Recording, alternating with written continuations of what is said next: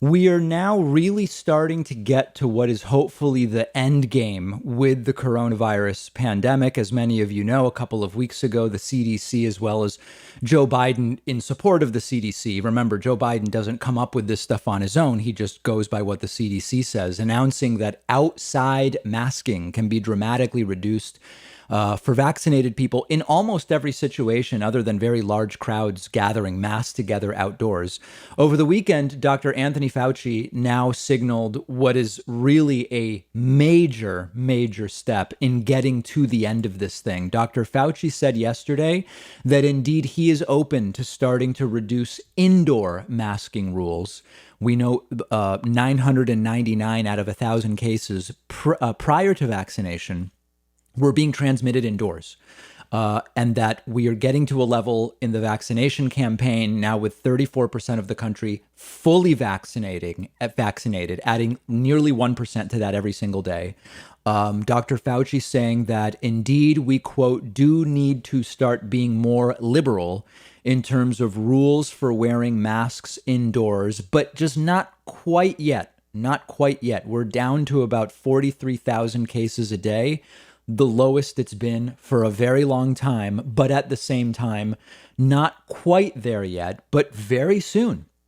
Dr. Fauci saying it may be time to look at easing some indoor masking guidelines, and that really will be a sign that we are very close to the end of this thing. Bearing in mind, of course, that individuals who remain at higher risk are going to likely want to take more precautions, bearing in mind that in the fall or winter, it may be time for a booster vaccine, tweaked, tailored, and calibrated towards the main variants, that the primary variants that have emerged over the last several months. Friday, the CDC updated its guidance about how the virus spreads, saying people could inhale airborne virus even from more than 6 feet away from an infected individual. This is something that had been widely reported by other agencies and researchers, the CDC now saying it plainly. So in particular, when it comes to indoor, this is where the overwhelming majority of the contagion is happening.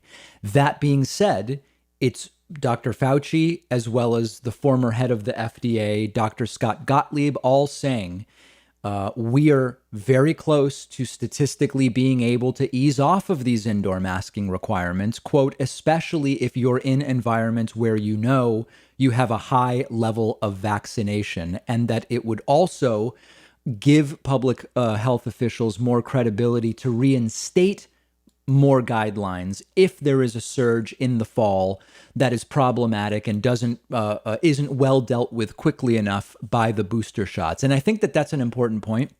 Both of them saying there's a degree of fatigue, for lack of a better term, with a lot of these guidelines. And when the data justify easing those, if we need to put them back in 4 months, 6 months, 8 months, or whenever, we hopefully will have more people listen to us. Now, I know that there are parts of the country where nobody's going to listen and nobody's been doing this stuff to begin with. But for those who have been following CDC guidelines like me, hearing very concrete statements like, you really don't need to wear a mask outside now that you're vaccinated, David, unless you're together with a crowd of people.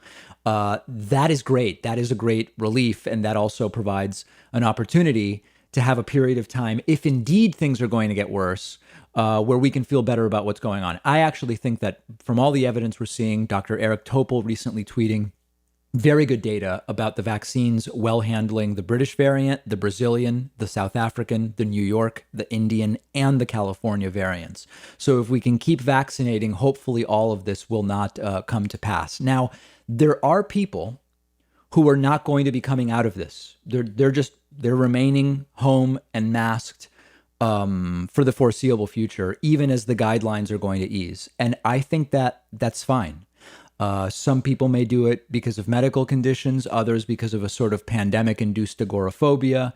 This is going to be a real issue, and it's going to be an issue for some period of time. I think the point is no one's going to be banned from taking any precaution they want to take. But the numbers, I mean, in some states, you are seeing a number of deaths, which is the same as what you would see during flu.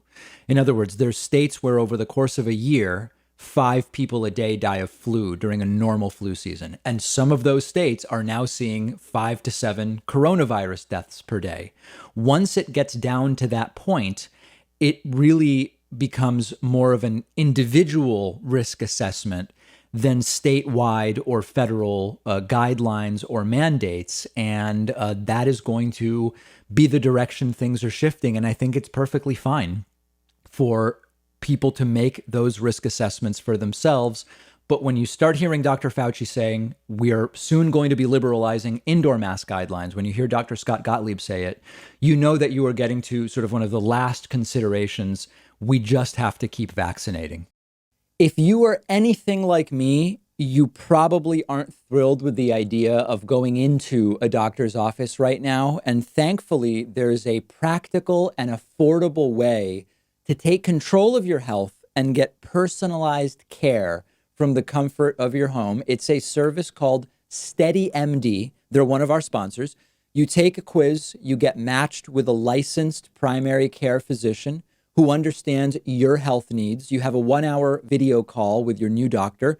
You establish a meaningful relationship with them. And after that, your doctor is available to you anytime by text, phone, or video chat. This is not a random doctor on call. Each doctor at SteadyMD has a limited number of patients, so they actually have time to listen to you. You get the personal attention that you deserve. They can do almost everything an in-person doctor can do: perform medical evaluations, talk to you about health concerns, send prescriptions to your home or local pharmacy, and anything they can't do online, they'll quickly set you up with an in-person provider to do, things like blood tests, as an example. You don't need insurance. It's only $99 a month with no other fees or copays. There are so many practical advantages to using SteadyMD for primary care, and it's also so much more affordable. Go to steadymd.com/Pakman to take the free quiz, see which doctor is right for you. I took their quiz. They matched me with a doctor who specializes in my particular health needs and situation. The doctor they gave me is a really perfect fit for me and my medical needs. There's no risk, no commitment to get started. Just click the link right underneath this video.